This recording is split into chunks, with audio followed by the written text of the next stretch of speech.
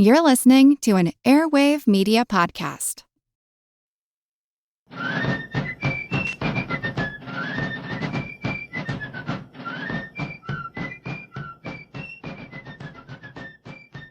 General Bohm, welcome to the American Revolution Podcast.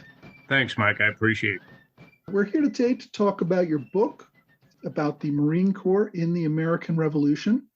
Is this your first book? It's my second book, actually. Oh, what's your first book about? The first book is a contemporary piece. It's called From the Cold War to ISIL, One Marine's Journey. And it basically talks about the evolving national military strategy from the end of the Cold War until the current fight against ISIS. Obviously, as a Marine, I understand why you'd like to write a book about Marine history, but the Marines do have a long and storied history spanning several centuries. What drew you specifically to the American Revolution? It's a great question, and you're right that being a Marine, I had a definite bias towards the topic of which I wrote. In the Marine Corps, our history and our tradition is extremely important to us. We teach our entry-level Marines our history from the very founding of the Marine Corps and all the way up until modern-day operation. We instill in our Marines that it is our responsibility to live up to the legacy, the sacrifice, and the service of those who went before us. So it was a natural for me to be able to, in my own journey, continue to study Marine Corps history and then share an expanded view of Marine Corps history as it parallels American history, to be able to tell the Marine Corps story as I'm telling the nation's story. And there's not a better time to do that than as we approach the 250th anniversary. And so what I found out as I was doing my own self-study is that there are a lot of stories about early Marine Corps history that are myths, but they're based loosely on reality. There's more to the story, and there's some misunderstandings and misperceptions. And quite frankly, this is an area of little-known history that most Marines know about. They know more about World War II and Vietnam and the contemporary operations, but a lot of Marines from generations current are not as familiar with the early history, let alone our nation at a very important time in our current history. So I wanted to bring those together, the forming of the nation, the understanding of what led to the winning of our freedom and our independence, and then why it's so important that we continue to defend those today. The Continental Marine Corps was founded in 1775. At that time, of course, the Continental Congress was very busily creating an army, a navy, inventing a new form of government, a whole bunch of things. Why do you think the creation of a Marine Corps was a priority for Congress? Well, I think you hit on the fact that it wasn't a priority at the very beginning. In fact, it was the third priority in the pecking order, as you identified there. So again, for context for the listeners, I think everyone's familiar with the events of April 1775 at Lexington and Concord that really forced the Congress's hand to have to adopt a national army utilizing the New England militia units that were holding the British under siege in Boston following Lexington and Concord. Obviously selected George Washington to become commander-in-chief, and the focus was on that current crisis that was an ongoing conflict in the New England states. Well, a lot of people may not realize, but the American continent is also a maritime nation. You know, you think about the vast eastern seaboard that we have and the countless lakes and rivers and canals that particularly back in the 18th century were used as principal highways to move people and move things more effectively, more efficiently, and more cost effectively than a road system that was very poor back in the day. So the need for a Navy and Marine Corps became very prevalent as the war went beyond the opening months when we had to deal with the initial crisis outside of Boston. I think most people are familiar with the fact that the British, in order to resupply and reinforce themselves, had to transport their goods 3,000 miles across the Atlantic Ocean. So if the Continental Congress could create a navy that could degrade the British's ability to reinforce and resupply, that would obviously be to the advantage of the Americans and, in fact, assist the Army and General Washington on the land fight as well. So out of necessity, there were actually an intelligence report that came that there were some British ships loaded with military wares on its way to resupply the British in Quebec. in October of 1775, with the Army being created in June of 1775. And so the Congress used that as an opportunity to create the United States Navy. And it did that by ordering George Washington to purchase two ships from Massachusetts and basically man them. And they were not only intended to make him commander in chief of the Army, but basically take over the Navy at the same time. Washington balked at the idea. There weren't any ships available in that area because most of the ships had already been employed as privateers or being used for the state Navy. So Congress took that responsibility off of Washington's hands, and they purchased merchant ships that were converted into warships down in the Philadelphia area. And then we get to the Marines. So October 75, you create the Navy. The Navy needs Marines to serve with the fleet to not only provide good order and discipline on the ships, provide security to the ship's officers against mutiny. They also fought from the fighting tops of the ships. They provided boarding parties to capture enemy ships. They defended their own ships, and they actually manned cannons alongside their sailor brothers on board the fighting decks as well. Marine detachments on board Navy ships continued to provide that fire support all the way into the 1990s. That service was needed on the fleet, but there was a specific event that resulted in forcing the Congress's hand to create the Marines in November of 1775. And that was the Committee of Safety from Passamaquoddy, Nova Scotia, contacted Congress and stated that they wanted to join the Association of North Americans fighting for their liberty and their freedoms. Well, Congress started salivating, thinking this was an opportunity to create a 14th colony to fight against the motherland. So there was a committee of three that consisted of John Adams, John Langdon, and Silas Deane, who met in the second-story room of a place on the Philadelphia waterfront called Tun Tavern. And Tun Tavern was owned by a gentleman named Robert Mullen, who we'll talk about here in just a moment. That committee of three meeting in Tun Tavern devised a plan for creating a landing force consistent of 2 battalions of Marines whose assignment it was going to be to go to Nova Scotia, conduct a naval amphibious operation, and capture the key British base in Halifax, and therefore help bring Canada into the fold as a potential 14th colony. And so that committee of three briefed the Congress on the 9th of November, and on the 10th of November, 1775, Congress resolved to create 2 battalions of Marines and calling them the 1st and 2nd Battalion of American Marines. And that was the official birthday of the Marine Corps, which is still celebrated by Marines across the world, regardless of their location or their circumstances, every November 10th. Given that the first mission was north of New England and the war was going on in New England, and that's where most of the maritime people and ships came from in America, why do you think the Marine Corps was first established in Philadelphia rather than New England? Well, really a couple of reasons. And again, one you already stated. New England was a focus of maritime activity.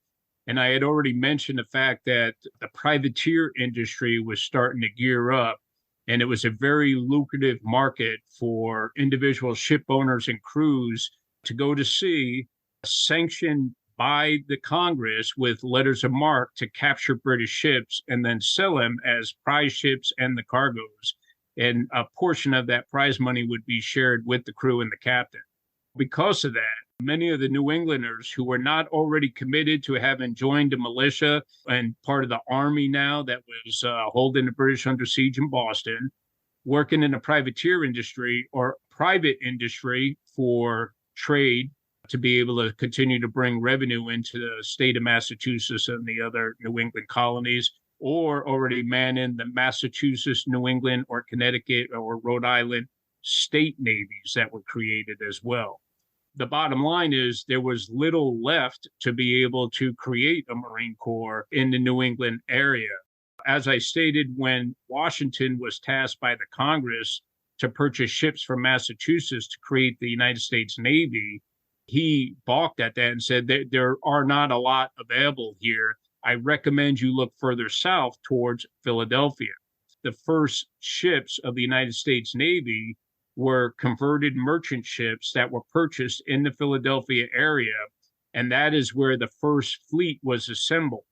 And if the Marines were going to serve with the fleet, then it made sense that they would be recruited from an area in which there was more ample population of military age males who had not already gone to war as a soldier or a privateer, and where the fleet was going to be based out of.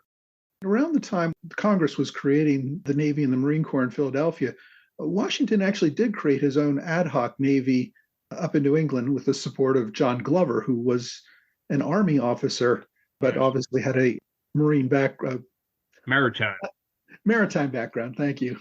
I find it interesting that Washington opposed being responsible for a continental navy, but then wanted to build his own navy at the same time. Yeah, so actually, Washington and Benedict Arnold both built their own navies. Arnold up on Lake Champlain to block the advance of the British coming down from Canada and to be utilized for the attack against Canada.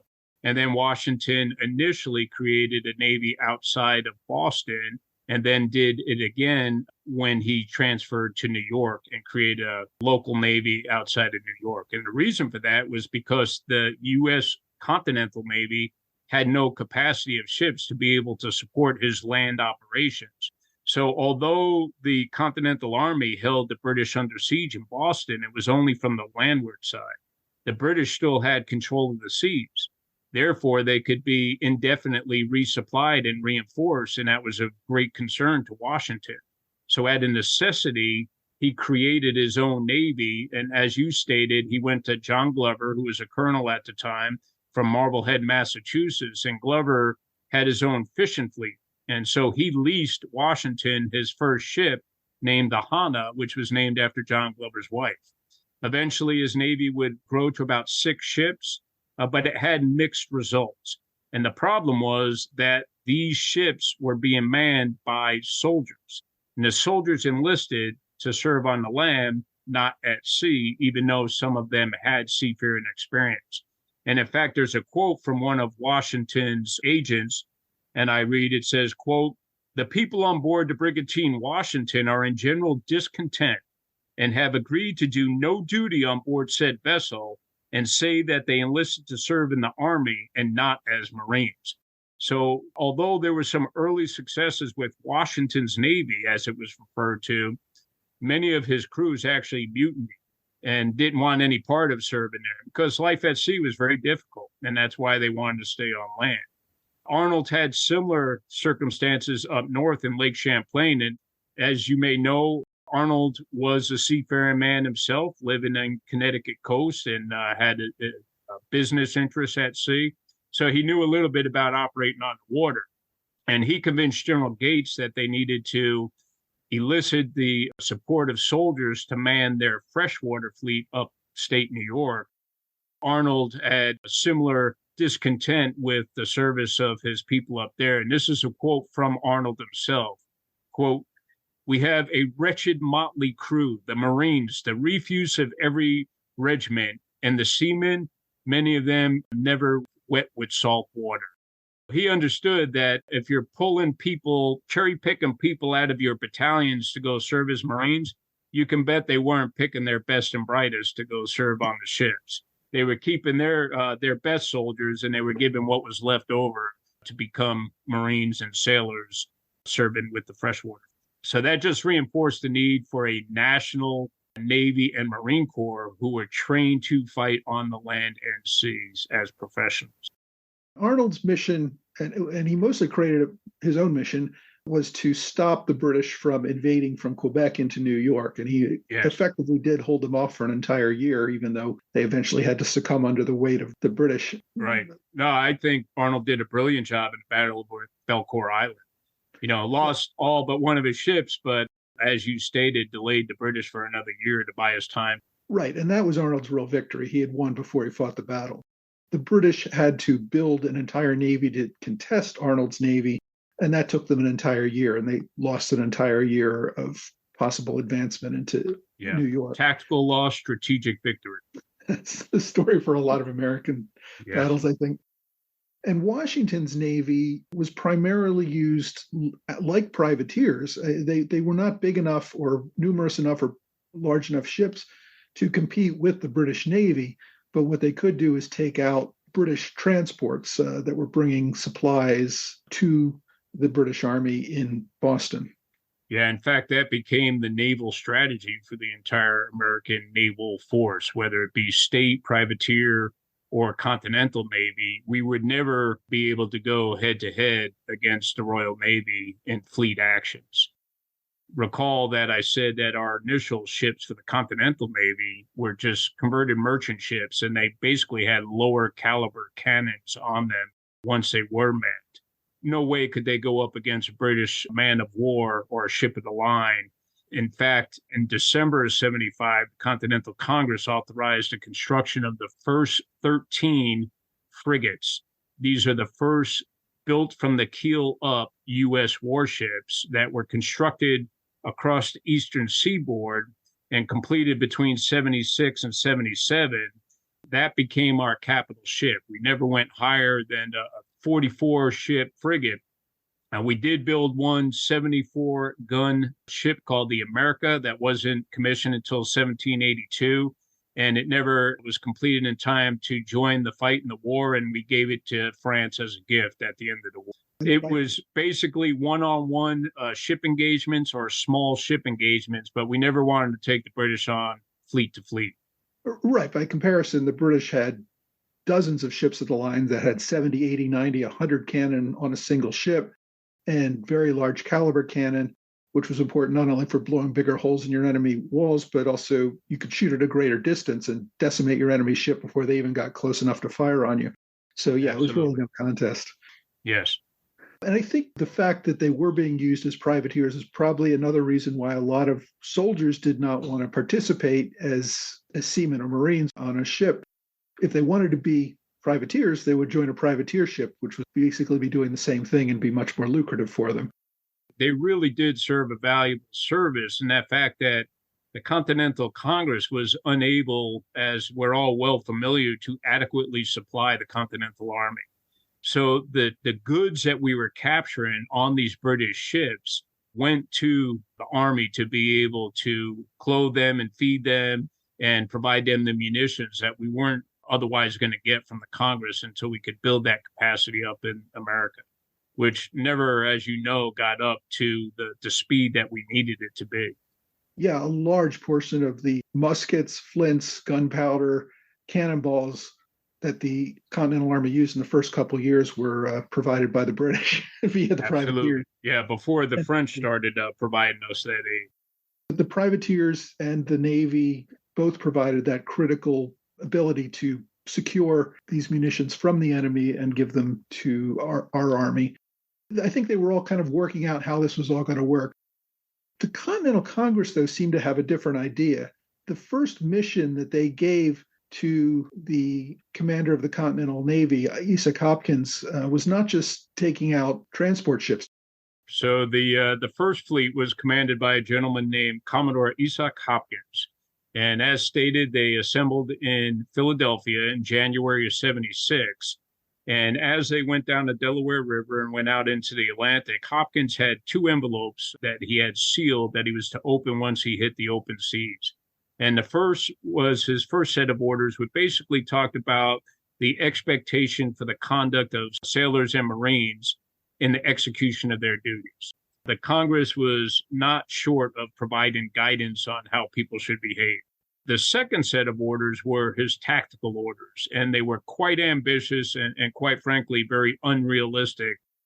This is 5, it grew to 7 ships that were small converted merchantmen with no cannons larger than 9 pounds. And the largest ship was the Alfred. That was the Commodore's flagship, and it only had 22 cannons on it. When Hopkins opened his set of tactical orders, you first have to understand that it was Clausewitz that said that war is an extension of politics. So politics really drove these first orders because they were written by politicians, our civilian leaders. And in essence, what they told Hopkins to do is he was to immediately set sail for the Chesapeake Bay and to find, locate, and either capture or destroy the entire British fleet operating off of the Chesapeake Bay. that was driven by the fact that the Virginian politicians were driving for that action to occur. If that was not enough, once he was complete with that mission, he was to continue down to the Carolinas to do the same mission there: locate, seek out, and destroy or capture the British fleet located there. And if that were not enough, then he was supposed to push up to Rhode Island and locate, seek out, and destroy the British fleet located there. There was actually a caveat in the orders that basically said, and oh, by the way, if the weather doesn't permit it or other circumstances may impact your ability to do so, use your best judgment in executing your order. Well, Hopkins very wisely thought about his chances of success in executing these orders with this nascent fleet on its maiden voyage, and he decided to go in a different direction. Yeah, I mean, I think you're right. I mean, essentially, he was being asked to take on much, much larger fleets than he had, with an enemy that was much more experienced. It would have been like sailing into a brick wall. That would have been the end of his life and his fleet. There's no doubt in my mind that they would have been defeated in the first engagement. There's evidence of that in the later engagement against a single ship that won against 6 of those continental ships all fighting them simultaneously. Yeah, and we'll get to that later. But yeah, I think it was just insane that the orders he was given. I think my thought in reading it the first time was, why didn't they just tell him to sail over to England, up the Thames, and take London? You know, it was just fantasy. Yeah, they were actually, as you said, Congress was finding their way, and they just didn't have realistic expectations or really understand what the capabilities of their forces were at the time. Giving these insane orders, what did Hopkins decide to do instead? Yeah, so he looked at that and he said, well, I am clearly going to use this caveat that's been given to me as a golden present. And he had earlier received an intelligence report of a lot of gunpowder and munitions being stored by the British down in the Bahamas, specifically of the island of New Providence. And as we know, one of the limiting factors Washington was confronted by in the siege of Boston was the lack of gunpowder and the lack of cannons. Hence, Henry Knox going to Fort Ticonderoga to bring the cannons over from New York. Well, Hopkins had the same opportunity to go down to New Providence and gain gunpowder and cannons for Washington's use. So that's what he did. He set sail for New Providence Island. The first lieutenant of his flagship, the Alfred, was a gentleman named John Paul Jones, that some of you may have heard of. And the commander of his Marine detachment on board the flagship was a gentleman named Samuel Nicholas, who was the first Marine commissioned officer in Marine Corps history. Nicholas had led the recruiting effort to man these ships of the fleet. If you recall earlier, I said that Congress's original intention was to create 2 battalions of Marines to invade Nova Scotia. Well, when Washington balked at that operation, because the Congress originally directed that Washington create these 2 battalions of Marines by cherry-picking soldiers with seafaring experience, similar to what he did to form his own fleet, to create these 2 battalions. Washington said, there's no way. I'm already undermanned. I'm trying to reorganize the Army. I don't have the resources I need. I can't create these 2 battalions of Marines, and I can't lead an operation against Halifax. My hands are full here. And oh, by the way, if you recall, this is when we sent Montgomery and Arnold up to invade Canada as well. So he's already depleted his forces by several thousand. John Hancock, who is the president of the Continental Congress, acquiesced, and he said, okay, General Washington, you're relieved of your responsibilities of creating the Marines, but we're still going to create this distinct and separate branch of service to serve with the fleet.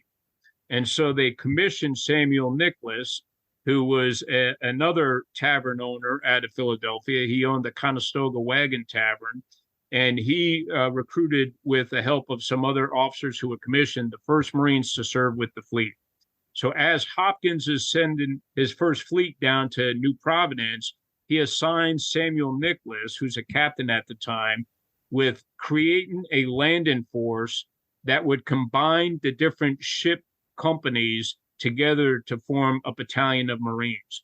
When they didn't form the original 2 battalions, what they did do is they decided to organize the Marines into 50-man companies, each company would be assigned to be the ship detachment of a specific ship in the fleet. And then they would just pull these ship detachments together to create a larger battalion to conduct limited operations ashore. So Samuel Nicholas lands with 220 Marines and 50 sailors in New Providence, and he captures 2 forts on New Providence Island. And in fact, they catch 88 cannons, 15 mortars, and a couple of howitzers, far more than what Henry Knox took from Fort Ticonderoga. Unfortunately, what they didn't do is Hopkins did not place his ships in a position to allow the British to escape with most of the gunpowder. So the night before the landing force landed, the majority of gunpowder was evacuated to eastern Florida.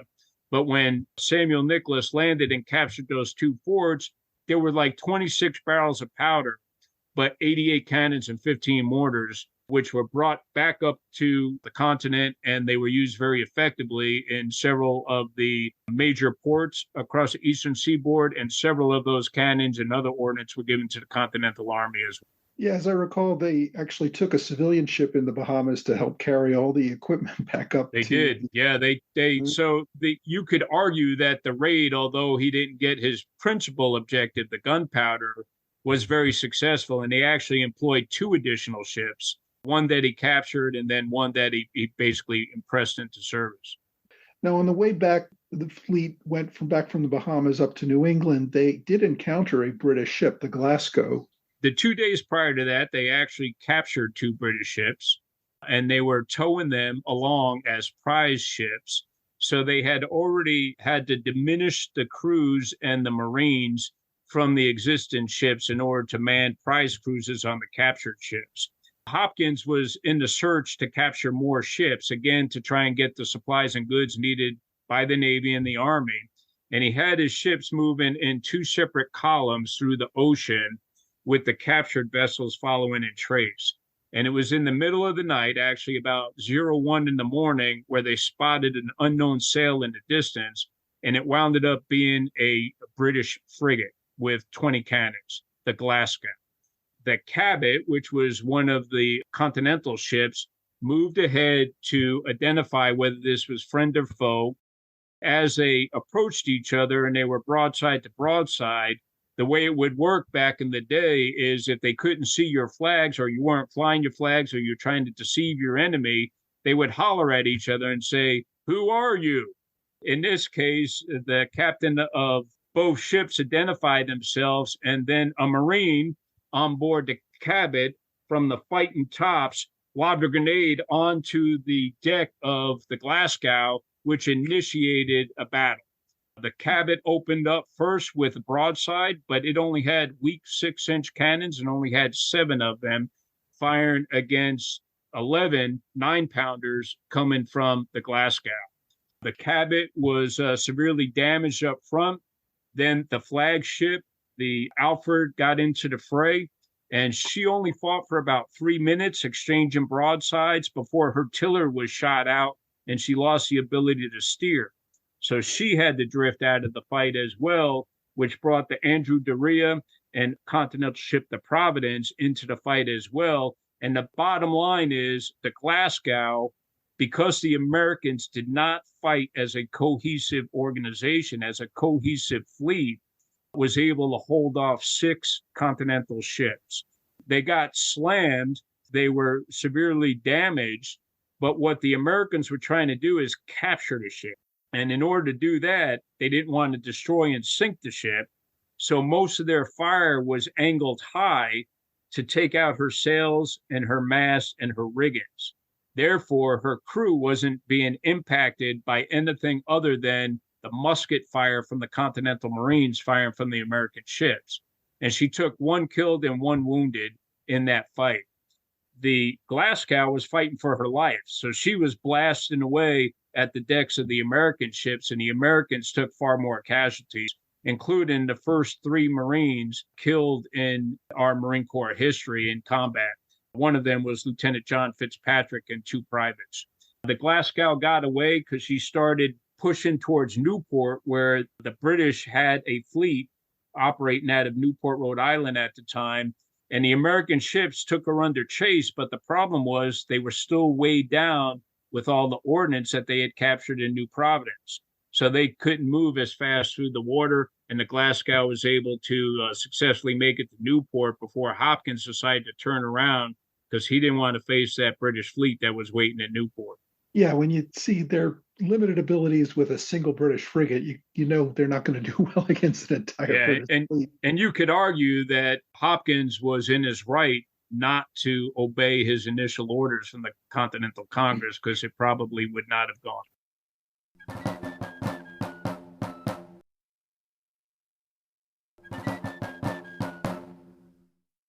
After this, we don't hear much of the Continental Navy. They do make it back to port and deliver their goods, but the British pretty much bottle them up after that, right? Yes, and there was another problem, and that was disease. Nearly half of the fleet succumbed to yellow fever and became combat ineffective. And so now that the fleet is up in New England, it gets back to the problem that I was talking about earlier, and that's recruitment. There was that lucrative privateer industry, the Continental Army, the state navies. Hopkins had a very difficult time manning his ships at that point, not to mention the fact that the British were bottling them up in the port. They could have escaped if they had enough people to effectively man their ships, but they did not. What happened during this period is because they were not going to sea, Samuel Nicholas asked Hopkins if he could go back to Philadelphia for some personal business. Hopkins agreed, sent Nicholas back to the Congress with dispatches to inform them about the Navy's activities. Nicholas has to go back to the Alfred, but the Congress denied him, kept him in Philadelphia, promoted him to major, and then assigned him the task of recruiting new crews for the 4 of those original 13 frigates that were now under construction being constructed in Philadelphia. So although the Navy, that first fleet of merchant converted ships, basically ceased to operate as an effective fleet, those ships still did go out and participate in 1R1 or small 1 or 2 ship engagements until they were either captured or destroyed later in the war. But now we have the 13 frigates that are being built that are going to come to conclusion and being constructed, and they will all put to sea and engage the British in 1R1 or 1R2 small engagements as well. Right, and supplementing the Continental Navy are state navies. I know Pennsylvania had a pretty significant state navy at this time as 48 ships. That was where the real effectiveness was, especially for Philadelphia defending the Delaware River and the British from moving up that way. Well, if I could hit on that just a moment. None of the forces were able to operate independently. Whether it was in the land, you had militia with continental forces with people that just showed up with their rifles. Same thing happened at sea. You had privateers, continental forces, and state forces all fighting side by side. So, for example, in the defense of the Delaware River, it was actually Captain John Berry, who was a Continental Navy officer, who was given responsibility to defend the Delaware. And he did that by utilizing a combination of Continental Marines, Continental soldiers, Continental sailors, and then Pennsylvania Navy forces as well, and Pennsylvania Marines who manned the floating batteries, the Arnold and the Putnam that were operating on it. So it was really an eclectic group that all contributed. Right. And we see the similar things with the Army, where state troops and state militia will often put themselves under the command of the Continental Army in times of need. And that's exactly what Barry was doing. Yeah, I was always surprised they didn't use John Glover, that he never joined the Navy, because he was a maritime expert and ended up saving Washington's bacon on several occasions, not only getting him off Long Island when the British invaded there in 1776, but also helping him cross the Delaware a few months later for the critical offensive they used. During this time, the Navy was pretty much inactive. And as you say, the Marines were in a recruitment and rebuilding capacity without a whole lot of continental ships, at least, to sail on. What were the Marines doing in late 1776? They got more involved with the Army at that time, right? To be clear, there were always Navy ships at sea. They just weren't large. They were small ships. For example, the Lexington. Many of these World War II known names all come from the American Revolution. The Lexington was a 16-gun ship that was converted merchant ship that was commanded by John Barry. And she put to sea, and she was out there capturing British ships left and right. The Reprisal was another one. There are literally tens of ships out there operating in those capacities. It just doesn't get a lot of attention because these were very small engagements, relatively speaking. But that activity never stopped. Every time one of those ships was out at sea, there were Marines on board serving side by side and actually doing the fighting and capturing the enemy ships through boarding parties and manning prize crews and doing all of that. But to answer your point around Philadelphia, I mentioned that Nicholas is now a major, and he is in charge of recruiting Marines to man 4 of the frigates being built in Delaware. That is the Delaware, the Washington, Effingham, and Randolph. Those ships were still under construction. And as all of that activity is going on with the fleet, we have the New York campaign happen with Washington in the summer of 76. And then he's basically under pursuit by General Howe across New Jersey and crosses the Delaware River on December 8th of 1776. Now, Washington's force, which started out at about 19,000 in the New York campaign, the force that was with him, the main part of the army, had been dwindled down to just about 2,500. And you have Charles Lee and you have Horatio Gates still up in New York with a couple of thousand themselves. But the main army with Washington, about 2,500. And we all know the story how the enlistments are going to end. Washington's forces had been greatly depleted by desertions, by disease, by casualties. And now it's going to be further degraded by terminating enlistment. Washington knows this is a low point for the war, and he has to seize the initiative from the enemy if they want to preserve the fight for independence. And so he calls out to the Congress and he asks for assistance. He gets that assistance from several different locations. One of them is a brigade of associators, which are Philadelphia militia, led by a gentleman named Colonel John Cadwalader. Cadwalader will be promoted to brigadier general right around Christmas time as they get ready for the Battle of Trenton. That name is important because the other group that is sent by the Congress to assist the Continental Army in its greatest time of need is Samuel Nicholas and the Continental Marines. Nicholas, just like he did in New Providence, takes 3 of the ship detachments from 3 of those frigates under construction and creates a 120 to 130 man battalion. They get on gondolas and they go up the Delaware River and they link up with Washington at Trenton as he's crossing into Pennsylvania the first time. Now, Washington, recall, did not have a very high regard for Marines because of his experience in using soldiers to serve as Marines. And he didn't know what the Continental Marines' intent was. Cadwalader shows up around the same time, and he tells Cadwalader, hey, go talk to those Marines and figure out whether they intend to fight on the waters or on the land. And they said, well, General, they're here to fight for you. They're here to assist you right now. And he said, very well, I put them under your command as a separate battalion. So the Continental Marine Battalion will be assigned to Cadwalader's brigade of associators and fight over the next 10 crucial days in the Battle of Trenton, in the Battle of Assunpink Creek, and the Battle of Princeton as a separate and independent battalion fighting under the brigade of associators, if that makes sense. Yeah, Cadwalader was a Pennsylvania state general. He was not a continental general, but he was working very closely with Washington at this time because it was really all hands on deck. This is right after the British had taken New York with overwhelming force, chased the army across New Jersey. Everybody had fled, and Philadelphia was panicking that they were going to be next, that the British were just going to keep on and invade them. Congress retreated to Baltimore and said, Washington, do your best. We're out of here. It was all hands on deck. They were trying to decide what to do next. And Washington decided, as you note, to embark on what would become the 10 crucial days and do a counterattack across the Delaware River. And I believe there were 4 different crossings. Cadwalader was doing a separate crossing from Washington further downriver, and the Marines were with him at that time, right? That's correct, around the Bristol area. Right. Yeah, And so they there. actually had trouble crossing. Washington was able to cross and get to Trenton. These guys did not. Well, some of them made it across, but they never really got the whole force across.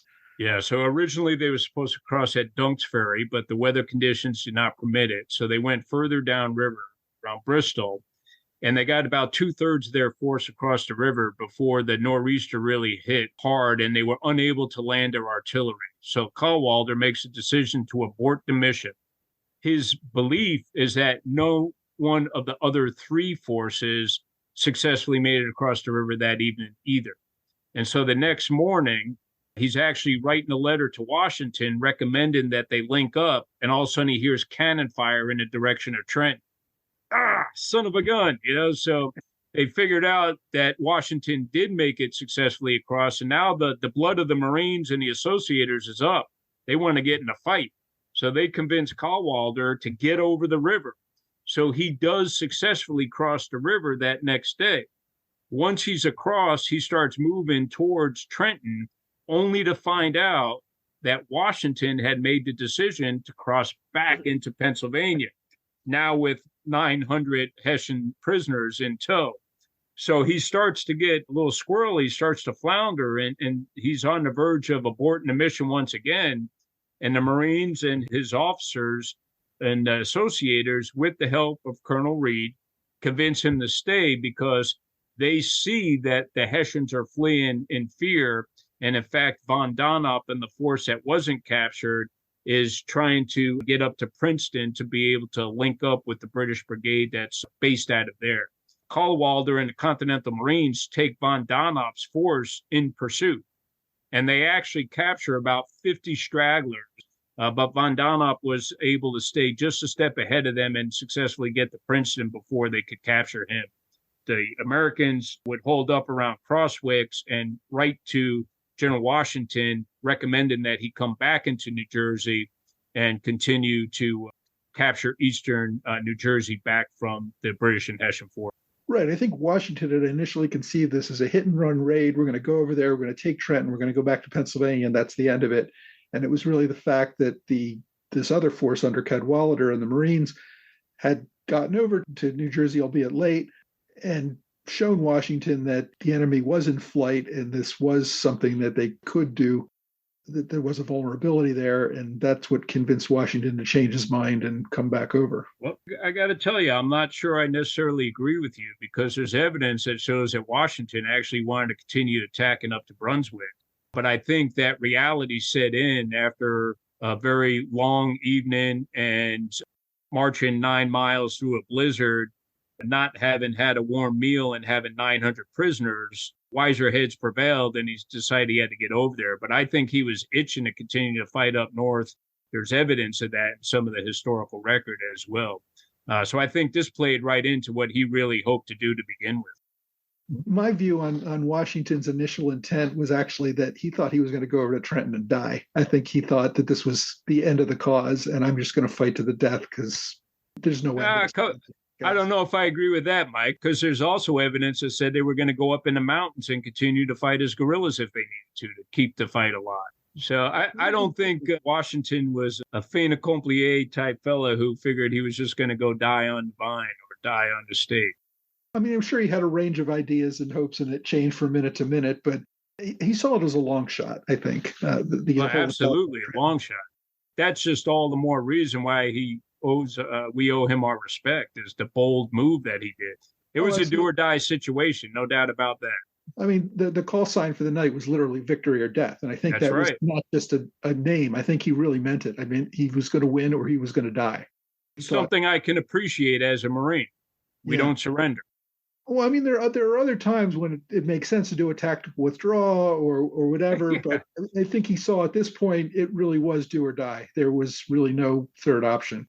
There wasn't a whole lot of good communication and coordination between all the crossings.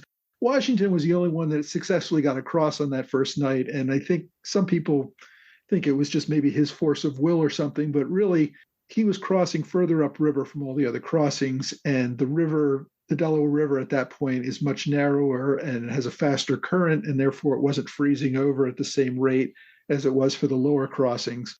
So there was good reason why his group got across and the others did not, at least initially. And it is impressive that they did get across the next day, given the. Yeah, I agree. They Yeah, and they really, said actually the crossing back into Pennsylvania was more difficult than the one going in. and I think a few of the men who did make it over that first night in the lower crossing were like, there's no way we're going back over that river again. That was Sure. nearly suicide. But yeah, they do get through the 10 crucial days, and the Marines stay with Washington's force for that entire period up through Princeton. Yeah, and actually it goes beyond Princeton for about 4 more months. And it's a very interesting story. Once Princeton is complete, Washington takes his army up into Morristown, and then it begins the Forage War. This was one of these areas of Marine Corps history I had no idea of. And the fact that Henry Knox now had more cannons than he had men to man them. A lot of those enlistments did terminate after the men agreed to extend their enlistments to do the 10 crucial days. But once that was done, many of them went home. And so there was basically no Continental Artillery Corps at this point. Knox is looking around and he says, well, wait a minute. Those Marines know how to operate cannons on board Navy ships. They operate very similar to land-based cannons. And he went to Washington and asked if the battalion of Marines could be assigned to the Corps of Continental Artillery. Washington agreed. So for the remaining months, while the Marines were fighting as augmentation to the Army, they fought as artillerymen, which the Marines didn't mind because artillerymen actually got paid a little bit extra because of the technical skill required to be able to manipulate the cannons. And in fact, 2 of the Marine officers from the battalion resigned their Marine commissions and took Army commissions and fought the remainder of the war as Continental Artillery officers. So did the Marine companies that accompanied Washington remain distinct Marine companies still during this time? Yes. Okay, so they didn't completely merge into the Army. No, they did not become soldiers. They were still the Marine battalion, but they were assigned now, detached, if you will, from the associators and attached to Knox and the Corps of Artillery. Did they ever get reassigned to ships at this point? Yes, they did. Yeah, over the course of the next 4 months, they slowly went back to Pennsylvania and to Philadelphia to reman the ships. The first group that left was Robert Mullen, who was the owner of Tun Tavern. His company was assigned to escort British prisoners back to Philadelphia. And then once he was there, they just kept him there and reassigned him to his ship. That was the point where Philadelphia was getting ready for what would the next year be the British invasion up the Delaware River. So they were building up their river defenses at that point and also using the ships for privateering, essentially, going out and seizing merchant vessels and things like that. I wouldn't call it privateering. They were out engaging British ships, both man of war and they were not going. They would capture any British ship they can get their hands on, whether they were a warship or a British merchant ship. They engaged plenty of British warships during the war. Right, and they basically forced the British to change their tactics a bit, in that they didn't control the seas as much as they would like to think they did. They had to travel more in larger groups. They didn't like to send even a single military Navy ship out on its own because it might be attacked. They did sometimes. They had to worry about merchant ships and transport ships being attacked. And so this was a whole thing that they had to worry about. Yeah, and there's another key benefit from the naval operations, and it started with the raid on New Providence, is once Hopkins went down there and we captured those 2 forts and all those ordnance, the British realized that they now have to defend their holdings across the globe. And that caused the British to pull some of their naval assets off of the eastern seaboard in order to protect the West Indies and protect the homeland. Because Marines under John Paul Jones actually invaded Scotland and England. And they were operating in the English Channel.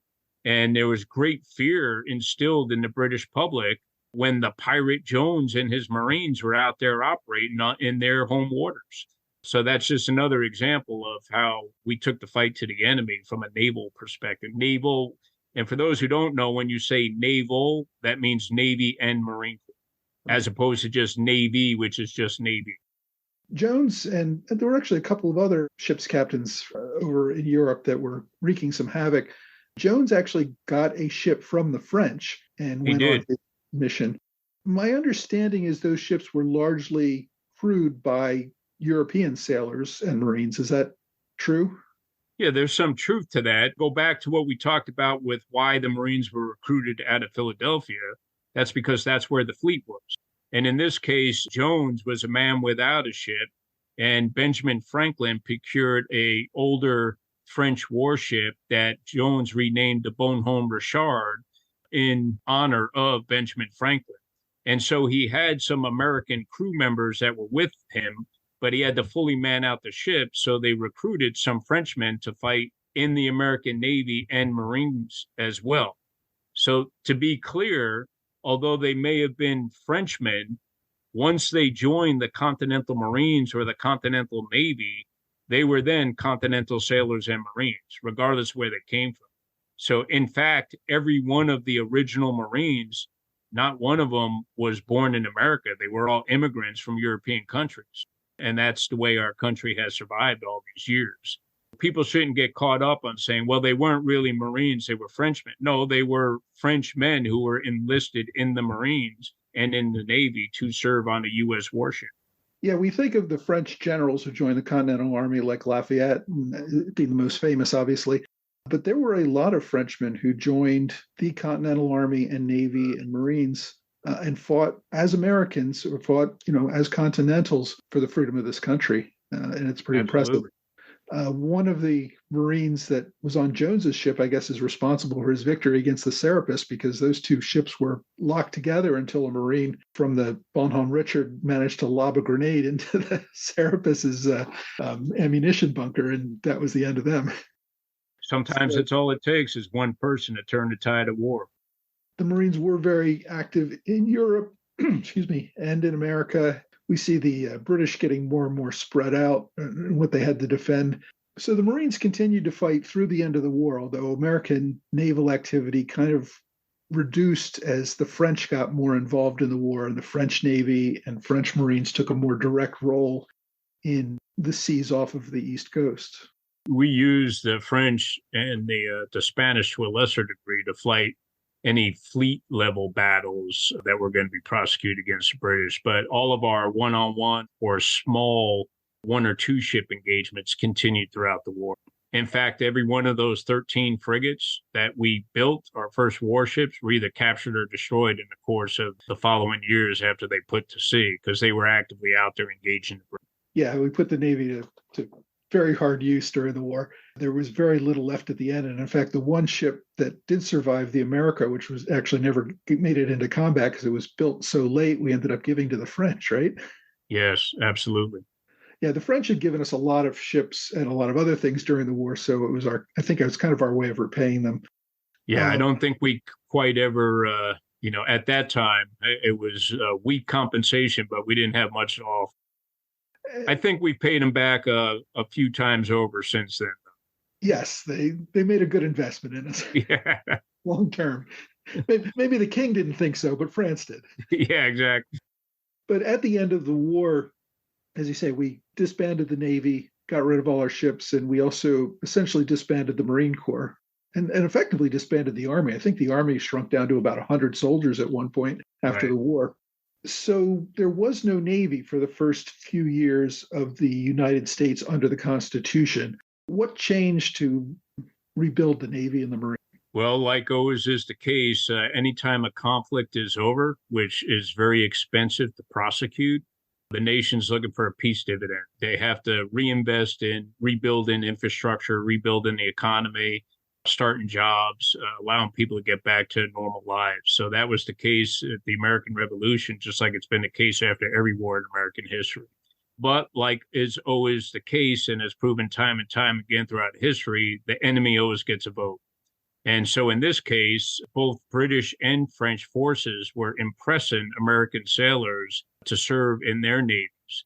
And it was actually the quasi-war with France in late 18th century that caused America to start reinvesting in its naval forces. And it was in 1798 in which the Navy and the Marine Corps were reestablished. And the Marine Corps has been around ever since. There was never a period after that where we were stood down. That was the birth of the modern Marine Corps, if you will. That is when the title of the Commandant of the Marine Corps was actually bestowed by the Congress. A lot of people mistakenly referred to Samuel Nicholas as the first Marine officer in the American Revolution as being the first commandant, but that's not true because it was not officially bestowed on the commandant until 1798 when the Marine Corps was reestablished. Nicholas was in command of the Corps. He just didn't have the title of commandant. He was not in command of the Corps. He was the senior Marine officer. Actually, Okay. the Congress commanded the Corps. Fair enough. Yeah, the Quasi-War has always been interesting to me. We actually almost went to war with France at that time. It was in the 1790s. John Adams was president. He made pulled George Washington out of retirement, made him a general. Washington had no interest in going off to war, and so he pretty much relied on Alexander Hamilton to run the army. And as you say, we rebuilt the Navy and the Marines because we were being attacked at sea. Our merchant fleet was being attacked, and we needed something to defend them. But the Quasi-War never came to anything. So the first real engagement after that, major engagement, would be Marines referred to as the shores of Tripoli, no? Under Jefferson? Absolutely, yes. And so the Barbary pirates and Tripoli sultans were basically capturing Western vessels and crews and holding them ransom, basically being bullies in the Mediterranean. Because we didn't have a credible naval force to do anything about it, we were paying a lot of ransom money and paying for access to the Med, really providing some ridiculous compensation to these sultans to be able to do any kind of trade in the Mediterranean. And we finally had enough of it. And the strong independent streak in America said, even if it is more cost effective just to pay these ransoms, we're not going to do it anymore.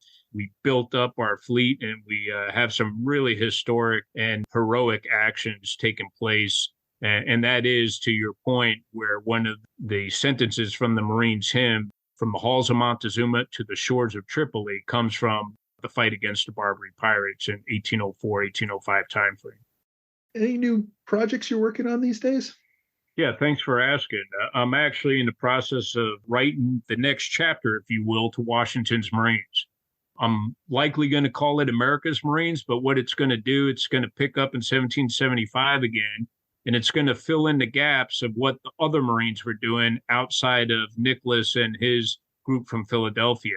So it will focus the first half of the book predominantly on the war at sea and on the rivers, and talk about what that was like. And a lot of these things that you're not familiar with right now, you're saying, well, the Navy wasn't really doing a lot. They were doing a lot, but it was all these small independent actions. So I'm going to tell that side of the story. And then I'm going to use, just like I did in Washington's Marines, the second half of the book was really focused on the 10 crucial days. The second half of this book is going to be focused on the Penobscot expedition of 1779. An incredible story for those who don't know. Think about all the loyalists who were forced out of America. They needed someplace to go. Many of them went to Nova Scotia, Canada, but Nova Scotia didn't have the infrastructure or the economy to support them. So Britain needed to find a home for them. And we have New England and you have Nova Scotia, which translates to New Scotland. Now they wanted to create New Ireland. And they did that by invading northern Massachusetts in an area called Penobscot Bay, which is today part of Maine, which didn't become a state until 1820. So the British invaded the United States and they established a foothold to create this new colony called New Ireland. And Massachusetts was up in arms. So Massachusetts created its own naval campaign to oust the British out of the Penobscot region. And they collected this eclectic group of 42 ships, which were half privateers, half state navy, and then there were 3 continental ships, one of them being one of the 13 original frigates, this one, the Warren. And the Commodore for this expedition was the captain of the Warren. Then they had Massachusetts militia as the ground force to be able to oust the British. Well, long story short, it winded up being the greatest naval defeat in American history for 160 years, all the way up until Pearl Harbor. So extraordinary story that I'll be telling here in the next year. Yeah, it is an interesting story. I think that's the one where a Massachusetts militia officer by the name of Paul Revere got court-martialed afterward, right? That is correct. So Paul Revere was in charge of the artillery, And you want to talk about inept leadership. He, along with General Lovell, and it was actually one of the Marines who raised allegations against him that led to his court-martial. Yeah, interesting story. I look forward to it. Okay. Your first book on the Revolution, Washington's Marines, is out now. It's available on Amazon and wherever books are sold. I heartily recommend it, and hopefully everybody will get a better understanding of the history of the Marines from it. Absolutely. I really appreciate your time, Mike, and the opportunity to share some word about our great nation and our Marines history. And I want to thank you again for all you do with American Revolution Podcast. Great effort, and I'm really impressed with your work. Thank you. God bless. Semper Fidelis. My thanks once again to General Bohm for taking the time to discuss his book, Washington's Marines, The Origins of the Corps and the American Revolution, 1775 to 1777. I've included a link to his book on Amazon on my blog entry for this episode, along with a complete transcript. If you want to know more about how the Marines played a role in the American Revolution, this is the book for you. Well, that's all for this week. I hope you will join me again next week for another American Revolution podcast.